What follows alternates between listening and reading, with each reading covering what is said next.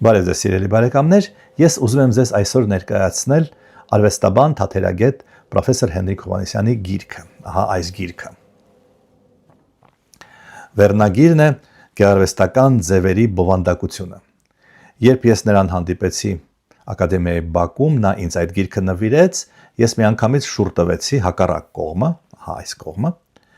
որտեղ կան տեղեկություններ հեղինակի մասին, մասնավորապես ինչ գրքեր է նա գրել, բազմաթիվ գրքեր է գրել։ Եվ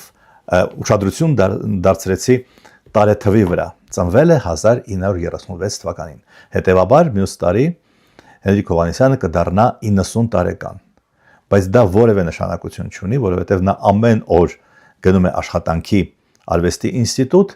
եւ շատ ինտենսիվ աշխատում է իր գրքերի, իր հոդվածների վրա, ինչը չափազանց ուրախալի փաստ է։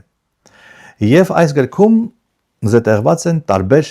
տարիներին գրված արվեստաբանական հոդվածները եւ շեշտադրվում է գեղարվեստական ձևի բովանդակային իմաստը։ Հոդվածների մի մասը պատմական զննումներ են, մի մասը ավելի ազատ ոճով գրված էսսեներ եւ կան նաեւ չափածո խոհեր, որոնք կարելի ասել տեսական թեզերի գործնականում մարմնավորելու փորձեր են։ Մի քանի հոդված թռուցիկ ես պարզապես թվարկեմ, դրանք ինչ որ ինձ է հետաքրքրում հատկապես վերաբերում են միջնադարին, օրինակ անտիկ դրամայի եւ քրիստոնեության ժառանգական կապերի մասին, կամ Գրիգոր Լուսավորչի Ագաթան Գեղոսի հեղինակած դրաման, Աբեղյանի ասելով նրա ձևակերպմամբ վեպը, կամ Դավիթ անհախտի գեղագիտական հայացքները։ Այս վերնագրերը չեմ ասում, թեմաներն եմ ասում, հա։ Դա ինձ առավել սրտամոտ թեմա է, թե ինչպես են քրիստոնյա մտածողները յուրացրել, ադապտացրել անտիկ իմաստասիրությունը։ Կան նաև էսսեներ, որոնցից կցանկանայի առանձնացնել ողբերգական մետաֆիզիկան, վերնագիրը էսսեի, դա նվիրված է Տոլստոյի Կրոյցերյան սոնատը վիպակին, այդ ստեղծագործության մեկնությանը մեր հրաշալի արտիստ ասմունքող Սուրեն Քոչարյանի կողմից։ Բայց իմ այսօրվա հիմնական ասելիքը նախաբանի մասին է, որը պրոֆեսոր Հովհաննիսյանը, որքան հասկանում եմ, գրել է հենց այդ ժողովածուի համար։ Եվ այստեղ քննվում է արվեստաբանությունն ընդհանրապես, դրա հիմնական խնդիրը, կասեի, դրա հիմնական արատը։ Եվ այդ տարածված թերությունն է, ըստ հեղինակի, որ ավանդական արվեստաբանությունը զբաղված է ոչ այնքան բուն արվեստով, որքան դրանից դուրս դրա շուրջ գտնվող հանգամանքներով։ Հենրիկ Հովհաննիսյանը բացառություն է անում երաժշտագիտության համար, շնորհակալ եմ դրա համար։ Երաժշտագիտությունը ըստ արվեստաբանի ունի իր սեփական, ոչ հասարակական, ոչ հոգեբանական հասկացությունների համակարգը։ Հեղինակը մեջբերում է 19-րդ դարի հայտնի հետազոտող Ալեքսանդր Վեսելովսկուն, նրա միտքը, որ գրականության պատմությունը հիշեցնում է, Վեսելովսկին է գրում, աշխարհագրական մի տարածք, ուր ազատորեն որսի են ելնում պատմաբանն ու գեղագետը, ուսումնականն ու հասարակագետը, ամեն մեկն այնտեղից դուրս է բերում իր ուզածը, ըստ իր ունակության եւ հայացողության։ Հետևաբար արվեստաբանները սովորաբար անդրադառնում են արտագեղագիտական, արտաարվեստային շերտերին։ Իսկ արվեստի գործն ունի իր ներքին բովանդակությունը, որը արտահայտվում է ձևի մեջ։ Դա ոչ թե սխեման է, ոչ թե կառուցվածքն է,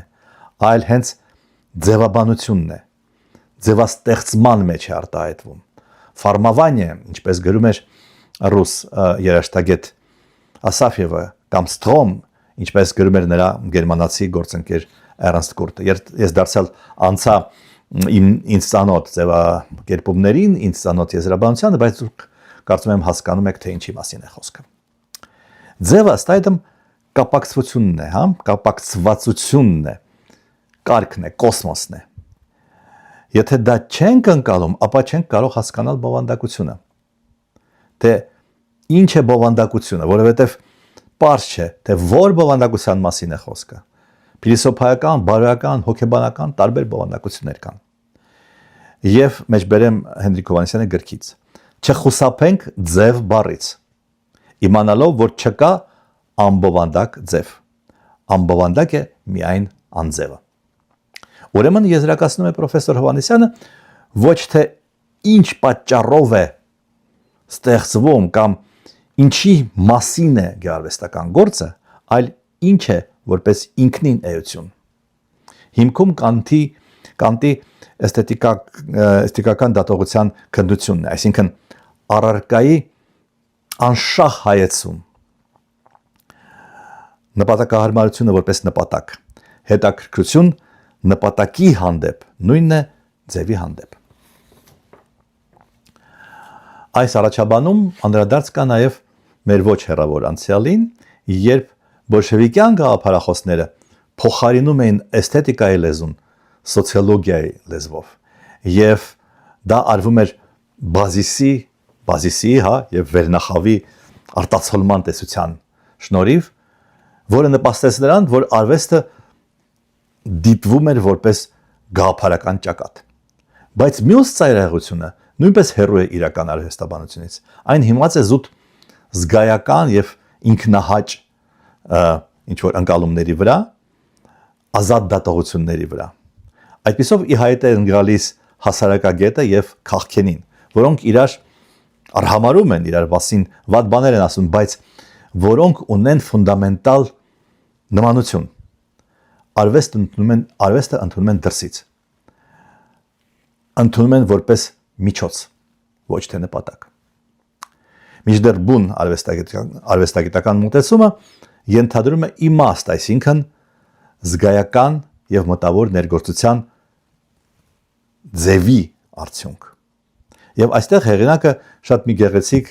օրինակ է բերում. կարծր քարից դուրս է բերվում փափուկ տերև կամ ծաղիկ։ Այս նախաբանի վերջում հարց է հնչում.